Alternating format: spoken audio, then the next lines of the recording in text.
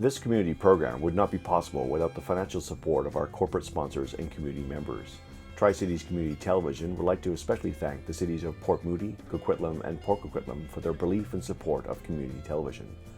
If you wish to be part of our volunteer team, become a sponsor, or make a financial contribution to support community programming, please feel free to contact us at the following locations.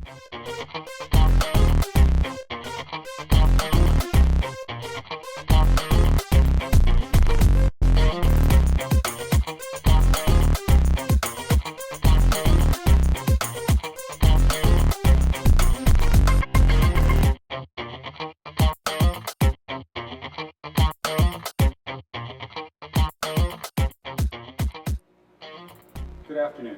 I'm Brad Nickerson for Tri-City Community Television. And we're here in Lee Square in downtown Port Coquitlam. Today I'm joined by Morag and Ariel from the activist group Fight C with an F, right? Yeah.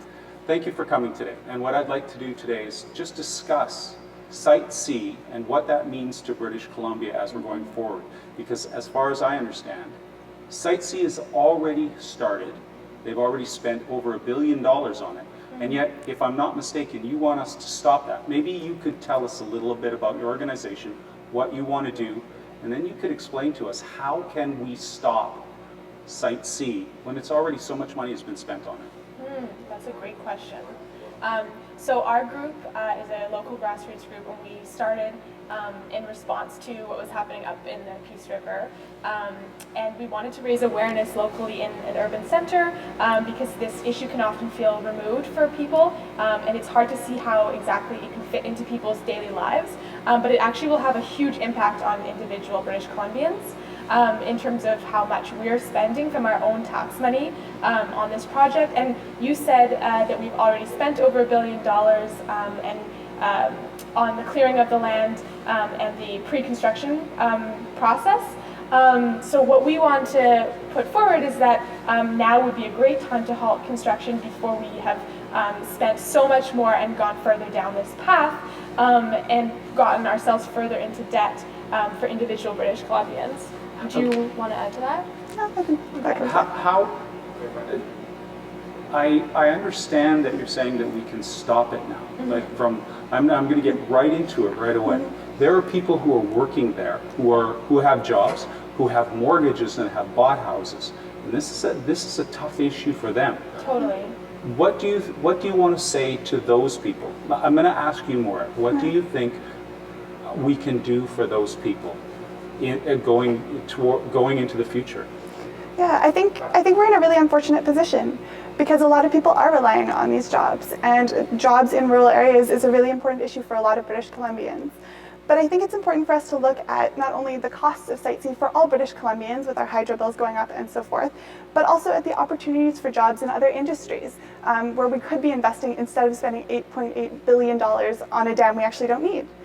So for example, if we invested that money into the renewable energy industry, which has been devastated by Site C, if we invested in wind and solar and geothermal projects in communities across BC, we would create hundreds, if not thousands of jobs in those communities, good, stable, long-term jobs that would provide work for the workers who are currently working on Site C. So are you saying, Ariel, that what we could do, is your organization behind this saying what we could do is put money into the very communities that Site C would take jobs from? If we stopped Site C, those jobs would be lost, but we could put investment into that community. Is that what you're proposing? Well, one of the problems is that Site C is not employing entirely local labor. So people are traveling long distances to work these short-term and often very dangerous jobs. So what we would love to see are local jobs created that are long-term, sustainable, and less dangerous for folks to work in their own communities, so they don't have to be away from their families for long periods of time, and they don't have to move around from job to job. And we could create local infrastructure projects that would be much more long-term. Okay, so you're saying that we could do this, we could employ more British Columbians by going a different route with regards to that. Now, let's talk a little bit about Site C in terms of what is going on there on the ground, so that people understand what's happening right there, right now. have they poured concrete for the dam? Have they started that sort of thing? Where are they at with it right now? Do you know that? So they've done a lot of logging, which is really unfortunate because they have destroyed a lot of really great forest that didn't need to be destroyed. I believe they've done some road construction, which has not gone super well because the land is quite unstable there, and they've built the quarters for workers to be housed in. But as far as I understand, there has not been a lot of the actual work of the dam begun. So the Premier has said that she wanted to, before this election, which is on the May 9th, May 9th, right. yeah. that she wanted to get this past a point of no return. Are you saying that we're not at a point of no return at this point? We're definitely not at a point of no return. That's also kind of a nebulous, intangible point that doesn't necessarily really exist. My view is that it's a marketing tactic to call something a point of no return when I don't believe it really exists. I do believe that now would be a great time to halt construction while there's a proper assessment. Part of the problem is that this project was allowed to bypass the traditional assessment process. Right. The panel of experts called the BC Utilities Commission, which actually deems whether a project on this scale is in the best interests of British Columbians. And because it wasn't reviewed by that panel, we actually don't have concrete evidence that this is good for British Columbians. And so now would be a great time for there to be a proper assessment before any more construction happens. Okay. We do know, though, that our province is growing in terms of the population. We are expanding. All communities are seeing influx of people coming into their communities. So we know that that's true by the fact that we have a housing shortage. And there's not enough housing for the amounts of people that we have. By the same token, our energy needs, electricity, are going to go up. How can we say that we don't need a Site C as we go into the future? Can you answer that? Totally. Yeah, I'm really glad you brought that up because that's one of the really important things about Site C is, do we need that energy? And I think the answer that we are seeing from experts who are looking at this project is no, we don't. So BC's energy usage has been pretty flat. Wait, I'm going to stop you for a second.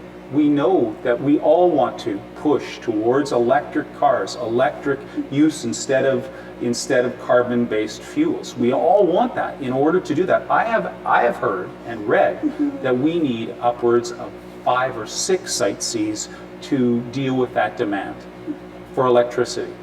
How can you say we don't need the electricity? Well, partly looking at BC Hydro's own numbers. So back in the 1980s, when Site C was first proposed, BC Hydro's estimates showed a doubling of demand for hydroelectricity. And yet we haven't actually reached the point that they thought we were going to reach by now. In fact, demand has looked pretty flat. And a lot of experts are saying that it looks like we won't actually even need the amount of power that Site C will create for at least 10 years after the dam is finished being constructed. So as far as that goes, we actually don't need Site C for at least 10 years after construction finishes. But even at that point, there are at least half a dozen alternatives that we could do if we did need more energy. So for example, investing in solar, wind, geothermal, and other renewables is a really great alternative to the power that Site C would produce. They're alternatives, but and so I'm playing devil's advocate with you. Yeah. What about the expense of those? Those are expensive. We are just investing, learning about that stuff. Those are expensive methods of power production, are they not? Yeah, so one thing I would say in response to that is if you decide to spend $9 to $14 billion in one direction on one project, which may or may not be a good idea, you're not going to explore all the other options because you've really committed to going down that one path. So if we're committing to going towards building this dam, which the electricity from which I don't believe that we're going to need, we're certainly not going to be exploring those other options in the meantime. So you're saying that by exploring those options, we would bring the price down of those particular options? Yes, that's totally true. There are also other hydroelectric options, and there are other dams in BC that are not being used at full capacity, where we could be gaining a bunch of more electricity as well. Then those options aren't being explored either. Okay, so I've been hard on you on that part of things. I'm going to ask you another question with regards to Site C is being mentioned as a very green method of creating energy. Can you enlighten us on that? Either of you. Do you want to talk? Sure. I think that's pretty questionable. There It's was questionable that electricity from a dam is not green energy. It is questionable that electricity from Site C would be greener than other forms of electricity that we have options for. So massive hydroelectric dams do release methane into the atmosphere. So the vegetation that is flooded by the massive reservoir for these dams rots and releases lots and lots of methane. Right. But when it comes to whether a dam is green or not, we have to look at more than just the climate change aspect of the dam. Right. We also have to look at the impact on local environment and environment downstream. So not only is the Peace Valley a beautiful and rich biodiverse region with lots of habitat for a number of different species, Site C will also impact the Athabasca Delta in Alberta, which is downstream of the Peace. And a recent UNESCO World Heritage report found that Site C will put in danger the Wood Buffalo National Park, which is Canada's largest UNESCO World Heritage Site. So much so that it will be added to a list of World Heritage Sites in danger. And that is a huge shame for Canada. Right. There's also a lot of effects from when you log that large number of trees. A lot of mercury is released into the water stream. So we're looking at fish supplies being poisoned downstream for up to 80 years. We know that we can't clean up mercury very effectively, and that is also another effect on local food resources and local First Nations' ability to hunt and fish in their traditional ways. And I think a large issue when we talk about climate change is also Indigenous rights. Because those frontline communities are often way more impacted by climate change effects than other communities. And it's important to note also that this project violates Treaty 8, which is the treaty signed between the two nations in that area and the Canadian government. Okay. And those nations have not given consent for their land to be flooded and for their traditional ways of life to be jeopardized. Okay. So you guys have given us a really good sense of what's going on in the Site C, and you've given us a really good argument for that. I really appreciate you coming today and giving us more of that information, the information that people need to know as they're coming into this election. We just have a few moments left. Maybe you could tell us what, if people want to know more, or if they want to get involved with your campaign, could you tell them what to do? Maureen? Well, one thing they can do is check out fightc.ca, which is our website. Fight with an F. Fight with an F, yes, because we like bad puns. Okay. Which has more information about how they can get involved, or they can get in touch with either of us. Our emails are on that website. Sure. But really important is for people to go out and vote in the provincial election, to make sure that they're attending all candidates' meetings, make sure that they're talking to the candidates about Site C, make sure that this is a major issue in this election. Yeah, and understanding how it impacts people's individual lives. Our hydro rates are going up significantly. It's really hard for people to pay their bills, and this is another instance of misuse of taxpayer funds.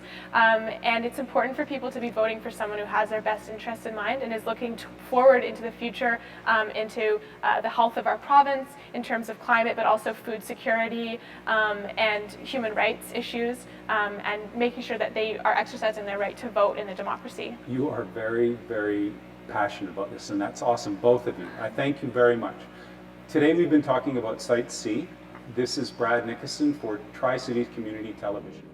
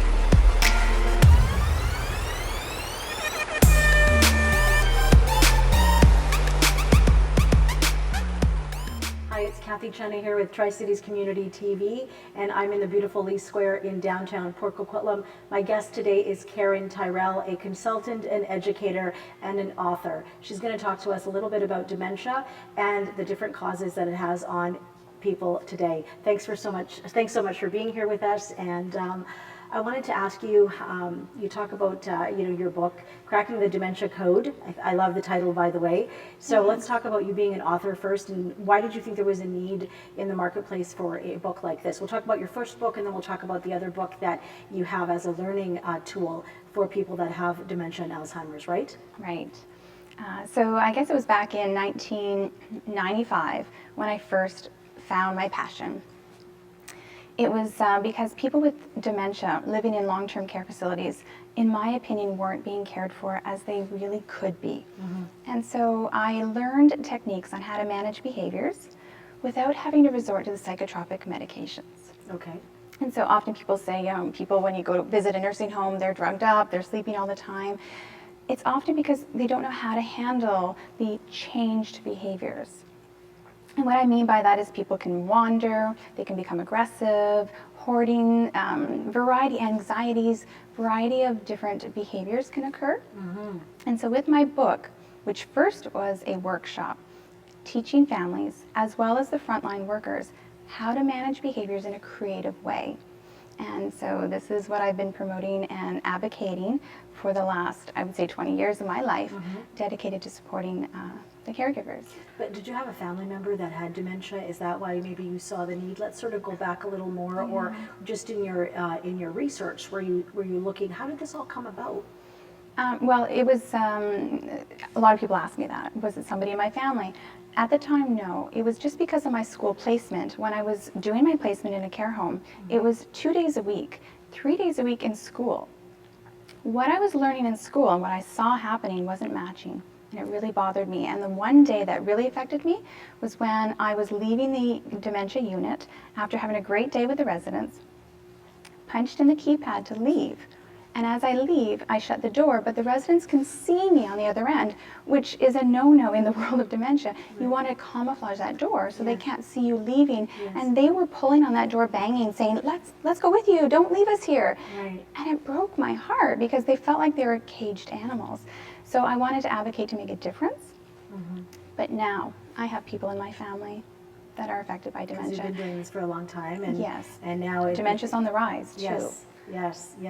Now I heard you speak some time ago, and you talked about, and I want our viewers to know what the different things to look for. And I think you had an acronym or something, and I wanted to talk about, I know one of them was physical activity, but I'll let you speak to that if you don't mind. What are the things that people at home? I mean, I'm parenting my parents. I had someone else that I spoke to. Her mom's 85, and she's living with her, and every day we have to. If we're not aware of these things, how can we become aware if our parents, our grandparents are affected by dementia and Alzheimer's? What's your advice? Okay, loaded question, because first off, we need to find out if we're dealing with dementia. Dementia, a lot of people think, is a disease, and I'm just going to educate that it's not a disease. It's known as a syndrome. And a syndrome is basically a set of symptoms that come together, and when those symptoms are happening on a daily basis affecting someone's life, we need to ask the question, what is causing dementia? Because there's a whole list of things that could bring on those symptoms, but we can actually treat. Depression is one of them. Thyroid conditions, vitamin deficiencies can bring on those symptoms of dementia, but we can treat. And there's a whole list of things, unfortunately, that we can't cure right now, and Alzheimer's disease is one of them, that you'll see the symptoms of dementia inside. There's other types of dementia. Understanding what we're dealing with could help us support someone better in the day-to-day. In my book, I talk about how to manage the behaviors, and the best thing that I want to teach people is that we have to first understand why the behaviors are happening, because the rule is there's always a reason for behaviors. So people will call me, Karen, help me. How do I help my mom to do this? How do I get my grandfather to stop doing that?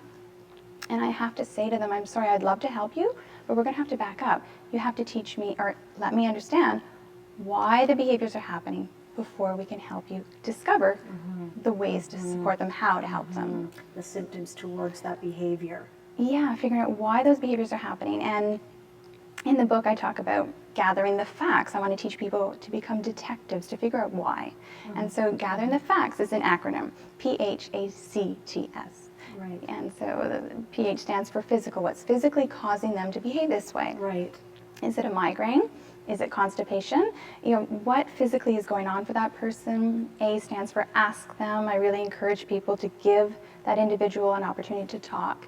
If they can't talk, we got to gather the facts, continue to figure out why without using the A if they can't speak.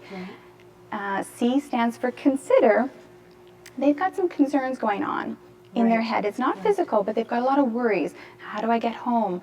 Do I have to pick up the kids from school? Where's my mom and dad? The anxieties and the concerns that are happening in their head. And T stands for triggers, figure out what triggered that behavior. And S stands for scan your environment, because the environment can bring on a lot of, whether it's too bright, too noisy, too cold, too hot. So I teach families to figure this out, figure out why. Those are just some tips and tools on how to figure out the why. It might come quickly, but some cases, like any detective work, might be a little bit more difficult. These are like tools that we can use in our everyday life with our own sort of our families, our coworkers. Just figure out the triggers. What is the physical? Ask the question. Consider this. I think that it is something, but I think it means more when you are dealing with parents and relatives, friends. But let's just go back. I remember distinctly. Different things that you can be doing in your day-to-day. To reduce our dementia. Yes. And so what were they? I know physical activity was one. Yes, we want to stay active because we can actually build new brain neurons in the hippocampus of our brain. And that's where memory and learning takes place. And so with anything like Alzheimer's disease, a progressive type of dementia, the more neurons we have in that hippocampus, the better. So we want to build cognitive reserve, we call it. So physical activity, build the cognitive reserve. There's things like eating healthy, staying social. That's huge, because if we're not social, then we become depressed. Depression can bring on symptoms of dementia. But also getting our sleep is very important as well, to clear out the debris in our brain when we sleep. I think we also talked about stress, reducing our stress levels when you came to that talk. But there's many others. There's reduce excessive drinking, smoking, but brain exercises are also helpful, cognitive brain exercises, and working on all regions of the brain, not just doing crossword puzzles, because people say, I do a crossword puzzle every day, and I think that's great, but you're only exercising one region of the brain. And it's like saying, I do left bicep curls every day. That's great, but what about the rest of your body? Or what about the right one? This one's going to be a lot bigger than that one, right? So the brain works the same way, doesn't it? That's great. So you came out with Cracking the Dementia Code, and then we came out with something a little more fun and colorful. Do you want to pull that book and show us? Sure. So this was created because in my role in the therapeutic recreation field, helping people feel purpose and meaning in their lives was something I was doing on a daily basis when I worked in the care home. Family members didn't understand how engaging them in these activities could really bring them to a different level, to pull out the person again. If they're not interested in things, the families come and visit and they go, hi mom, how are you? How was your day? What did you do yesterday? Conversation usually goes, I don't know. And it doesn't go anywhere. And then these people are not getting visits, which was really upsetting to me to see, because families didn't know how to connect. So this book was about a way to engage people, to help them to connect. So it has easier adult coloring images, as well as reminiscing questions that can easily bring out those past memories, because often people go in the back in time, and those memories are more vivid than the current memories. And then it also has a song that people can start singing with their loved one, and they're going to see magic happen. The people that have been using this book said, Karen, I didn't know all these things that my mom had done by a fireplace, and it just helped engage them better. So I really love hearing these. I was speaking to someone recently and told them that I was having you in, and they said, well, why don't you introduce someone with dementia? And I thought she was joking and being rude. And she said, the stories that my mom told me when she had dementia about her childhood that I didn't know about. And it wasn't even really provoked by anything. I think that she was just speaking to it. And this book here helps them sort of draw that out of them, and they're having dialogue, and at least that there's purpose versus the I don't knows and the more the lack of communication with that person, and watching them sort of dip down into a state that we don't want, of course, for our loved ones. And so how many people are suffering from dementia right now, Karen? Well, the Alzheimer's Society of Canada has on their website that there's definitely over 500,000 in Canada. So the numbers vary, but they're saying also the sad news is 2,500 Canadians are being diagnosed with Alzheimer's disease or other types of dementia every year. And it's only going to get worse if there's no cure found. Exactly, and they're not anywhere near that, right?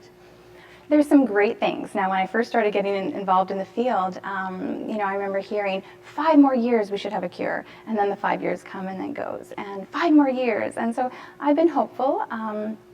I hope people will remain hopeful because there's great things coming out, but at this point in time, there's no cure because we don't understand why those plaques and tangles are happening inside the brain for Alzheimer's disease.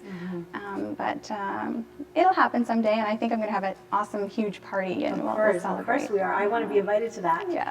And so where can people reach you and get a hold of you, and what's coming up next for Karen?